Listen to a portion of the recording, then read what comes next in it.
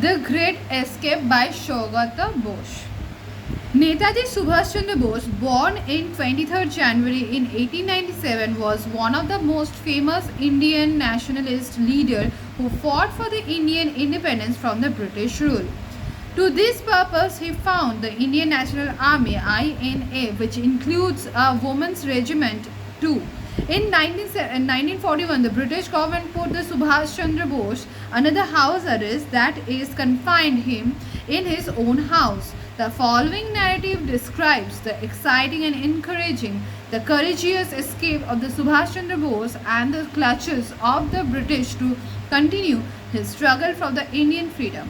বলছে এই যে পিসটা আমরা পড়বো সেটা নেতাজি সুভাষচন্দ্র বোসে নিয়ে, যে 23শে জানুয়ারি 1997-তে জন্মগ্রহণ করেছিল, যে আমাদের দেশের সবথেকে একটা ওয়েল নোন লিডারদের মধ্যে একজন, যে আমাদের ব্রিটিশদের এগেনস্টে আমাদের সাথে আমাদের হয়ে ফাইট করেছিল আমাদের ইন্ডিপেন্ডেন্সের জন্য, মানে আমাদের স্বাধীনতার জন্য, যাকে স্বাধীনতা সংগ্রামী বলা হয়। সে বানিয়েছিল হচ্ছে ইন্ডিয়ান ন্যাশনাল আর্মি, যেটা INA, যেটাতে একটা ওমেন্স রেজিমেন্টও ছিল, মানে সারা দেশের মানুষেরা, ছেলেরা যখন যুদ্ধ করছিল, সে কিন্তু একটা মেয়েদেরও যুদ্ধের জায়গা বানিয়ে দিয়েছিল যাতে মেয়েরাও যুদ্ধ করতে পারে। 1941 খ্রিস্টাব্দে যখন ব্রিটিশ গভর্নমেন্ট সুভাষচন্দ্র বোসকে হাউসে, বাড়ির মধ্যে অ্যারেস্ট করে রেখে দিয়েছিল, ঘর বন্দি করে রেখে দিয়েছিল, তখন সে কীভাবে নিজের বাড়ি থেকে পালিয়ে গিয়েছিল, এই গল্প থেকে আমরা সেটাই পড়বো, যে কীভাবে রোমাঞ্চকর এবং রোমহর্ষকরভাবে সে আমাদের ব্রিটিশদের চোখে ধুলো দিয়ে কীভাবে ইন্ডিয়ার ফ্রিডমের স্ট্রাগলের জন্য সে এতটা রিস্ক নিয়েছিল, সেটা নিয়েই গল্পটা পড়ব। Looking pale and thin, the bushy half-grown beard, Subhas was reclining on his pillow when Shishir, his nephew, entered the Subhas' bedroom on that December's afternoon. একটা ডিসেম্বরের বিকেলবেলা যখন শিশির যে ছিল সুভাষচন্দ্রের নেফিউ বা তোমার জাতুতো ভাই, সে ওখানে তাকে দেখতে পেয়েছিল, সুভাষচন্দ্রের ঘরে ঢুকেছিল যখন সুভাষচন্দ্রকে দেখতে ছিল একদম পাতলা, খুব মূর্ছে ছিল, এবং তার গাল ভর্তি অর্ধ পাকা অর্ধ কামানো দাড়ি ভর্তি ছিল, যাকে থেকে দেখে চিনতেই পারছিল না। Subhash made him to his right on the set to right his bed. সে তার সুভাষচন্দ্র তাকে রাইট সাইডে ওর বা বিছানার রাইট সাইডে বসতে বলেছিল। Looking intensely at Shishir, she said, can you do a walk for me? শিশিরকে একদম খুব গুরুতরভাবে লক্ষ্য করে বলল, তুমি কি আমার জন্য একটা কাজ করতে পারবে? শিশির নডেড, শিশির মাথা নাড়ল। The task, as it turned out, was to help the plan to carry out the Subhas escape from India.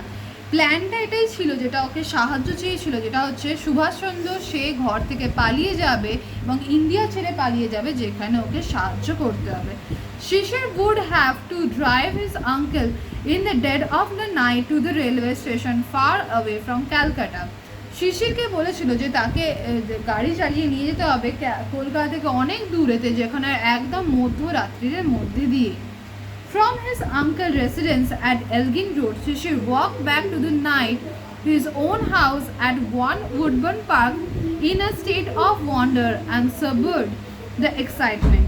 বলছে যে যখন ওর আঙ্কেল মানে সুভাষচন্দ্রের রেসিডেন্সিয়াল অ্যাড্রেস ছিল ওয়ান উডবার্ন এলগিন রোডে, আর শিশির তাকে হাঁটতে হাঁটতে নিয়ে গেছিলো night to the on house, তার নিজের বাড়ি ওয়ান উডবার্ন পার্ক থেকে সে সুভাষচন্দ্রকে নিতে গেছিল সেই এক্সাইটিং পুরো জার্নিটাকে স্টার্ট করার জন্য। The police were keeping watch on the Subhash house, পুলিশেরা সবাই সুভাষচন্দ্রের বাড়ির ওপর নজরদারি করেছিল। Through it was normal for the nephew to visit the ailing uncle. Subhas was additional excuse for the meet for his nephew. বলছে এটা খুব সাধারণ ছিল তখন যে একটা প্রচণ্ড অসুস্থ আঙ্কেল মানে অসুস্থ কাকাকে তার নেফিউ মানে তার ভাইপো বা ভাইজিরা দেখতে আসবে, সেটা তখনকার দিনে খুবই কমন ছিল। আর তার উপর সে যে অসুস্থ সেই জন্য আরও অজুহাত পেয়ে গেছিলো।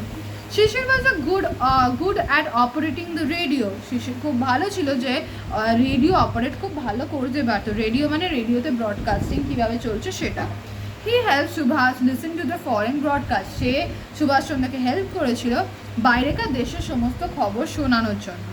Subhash and Shishir discuss the various means of escape. Subhash আর শিশির প্রচুর ধরনের নিয়ম, প্রচুর ধরনের প্ল্যান করছিল যে কিভাবে তারা পালাতে পারে. Finally they decided to drive out in the most natural fashion through the main gate. তারপরে শেষ অবধি ঠিক হলো যে তারা সব থেকে সাধারণভাবে পালাবে, যেটা সব থেকে সাধারণ এই নিয়মেতে, যে সামনের গেট দিয়ে পালাবে. Shishir owned a German car called Wanderer, which he and Subhash chose to the journey. শিশিরের কাছে একটা গাড়ি ছিল যার নাম ছিল ওয়ান্ডারার. তারা দুজনে, সুভাষচন্দ্র আর শিশির দুজনে মিলে চুজ করেছিল এই জার্নিটাতে এই গাড়িটার কথা ভেবেই এই যাত্রাটা করবে.